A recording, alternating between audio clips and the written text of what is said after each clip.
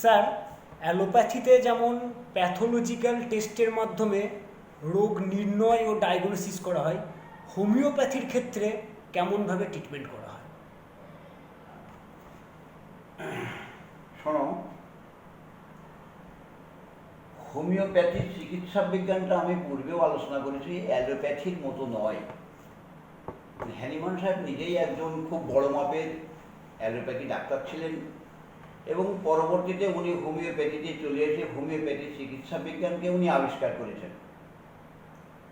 এইবার আমরা লক্ষ্য করি যে রোগের কারণ অ্যালোপ্যাথিতে একরকম দেখানো হয় আর হোমিওপ্যাথিতে আর এক রকমভাবে বোঝানো হয়।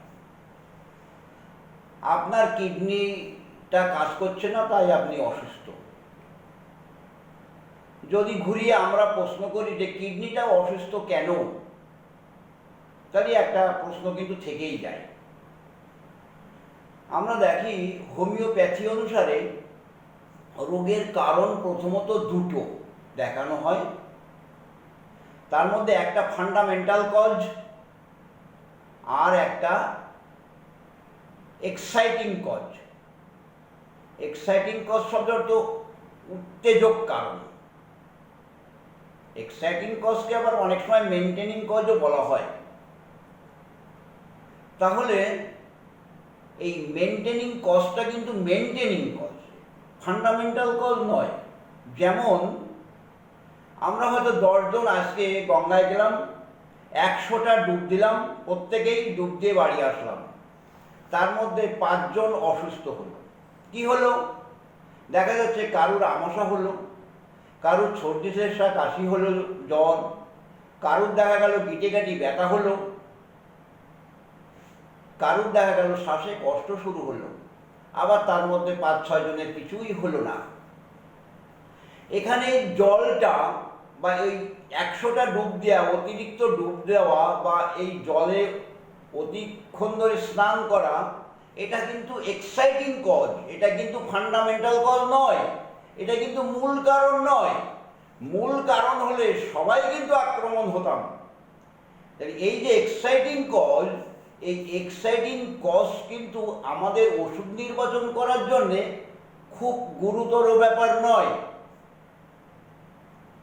আমাদের ফান্ডামেন্টাল কজটাকে জানতে হয়। যদিও তরুণ রোগে আমাদের ফান্ডামেন্টাল কজটা জানার খুব প্রয়োজন পড়ে না, ক্রনিক ডিজিজ ট্রিটমেন্ট করার সময় আমাদের ফান্ডামেন্টাল কজটা জানার খুব প্রয়োজন। অর্থাৎ ফান্ডামেন্টাল কজ বলতে মাইজাম, রোগ প্রসব করার মতন একটা শক্তি বিশেষ,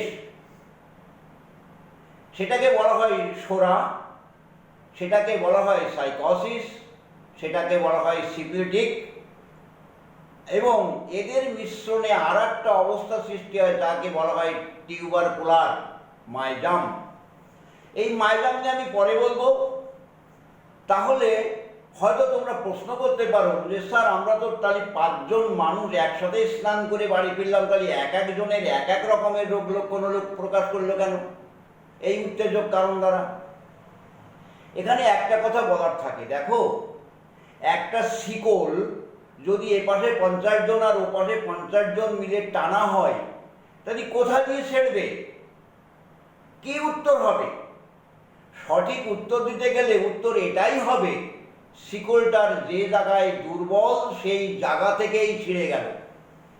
তাহলে দেখা যাচ্ছে এই এক্সাইটিং কজ দ্বারা আমাদের হিউম্যান বডিতে যে অর্গানগুলি পূর্ব থেকেই দুর্বল ছিল,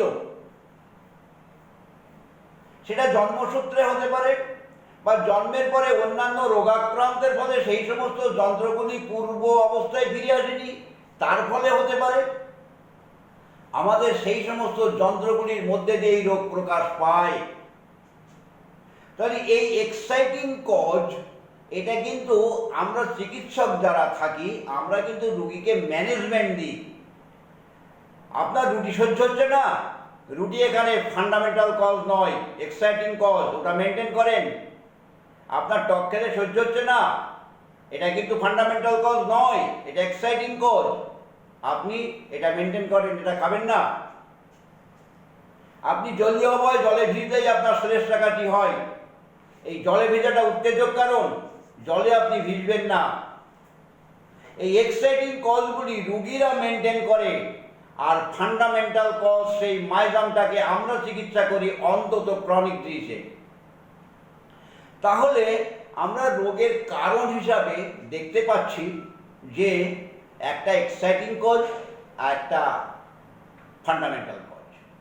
অনেকে হয়তো বলতে পারে যে স্যার, তাহলে আপনি কি ভাইরাস ব্যাকটেরিয়াকে কোনো গুরুত্ব দিচ্ছেন না? ভাইরাস ব্যাকটেরিয়ারা কি কোনো রোগ উৎপন্ন করে না? কোনো রোগ উৎপন্ন করে না? এইবার দেখা যাচ্ছে ভাইরাস ব্যাকটেরিয়ারা রোগ উৎপন্ন করে না তা নয়, কিন্তু এই ভাইরাস ব্যাকটেরিয়ারা এসে দাঁড়াবার মতন একটা পরিস্থিতি, পরিবেশ পূর্ব থেকে থাকতে হয়। দেখো, সায়েন্সটাকে বিচার করতে গেলে শুধু ল্যাবরেটরিতে বা লাইব্রেরিতে কি হলো বা ল্যাবরেটরিক্যাল পরীক্ষায় কি হলো এটা শেষ কথা নয়। কারণ ল্যাবরেটরি একটা জায়গায় কিন্তু ফেল হয়ে যায়।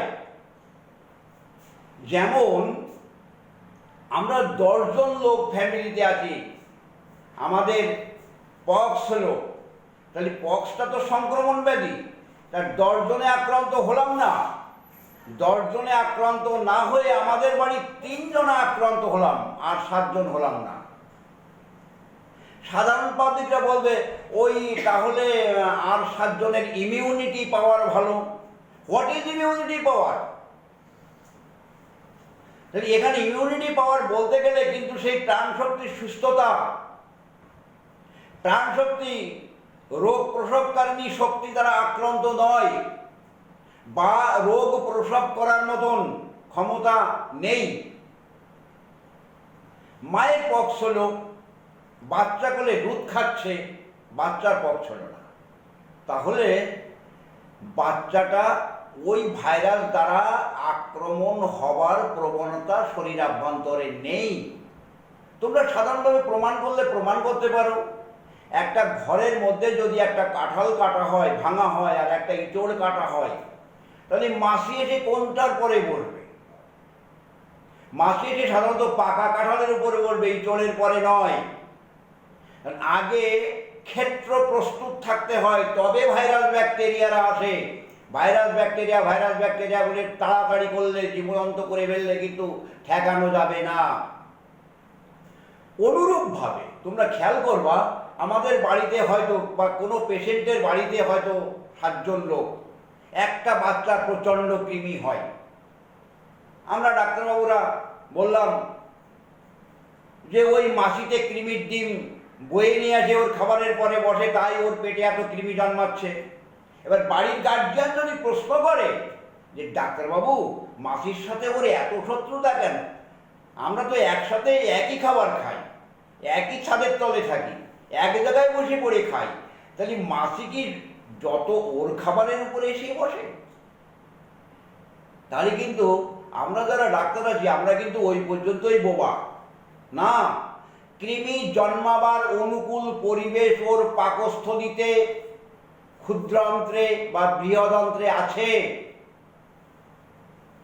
তাই ওর পাকস্থলীতে কৃমি জন্মায়। তোমরা ক্যালকেরিয়া কার্ভ, জেমস টাইলারের ক্যালকেরিয়া কার্ভ পড়লে খুব এর বিস্তারিত পেয়ে যাবা যে অনুকূল পরিবেশ না থাকলে ভাইরাস ব্যাকটেরিয়ারা আসে না। ঠিক অনুরূপভাবে একটা মানুষকে যদি সেন্সলেস করে একটা জঙ্গলে রেখে আসা যায়, তাহলে কিন্তু তার গায়ে পোকা লাগবে না। কিন্তু একটা মরা মানুষকে যদি 12 ঘন্টা ফেলে রাখা আসা যায় জঙ্গলে, তাহলে কিন্তু পোকাই খাবে। তাই আগে ক্ষেত্র থাকতে হবে। শরীরাভ্যন্তরে যদি সঠিক ক্ষেত্র অবস্থান করে, তাহলে ওরা আসবে অথবা আসবে না।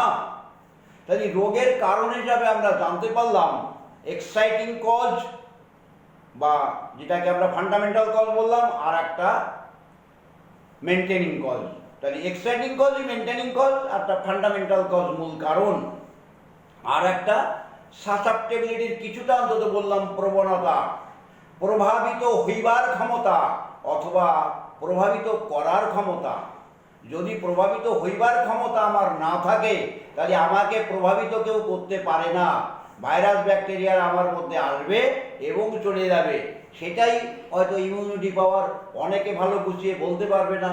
তাহলে এই সাসেপ্টেবিলিটি কার ভালো থাকে, সুস্থ থাকে?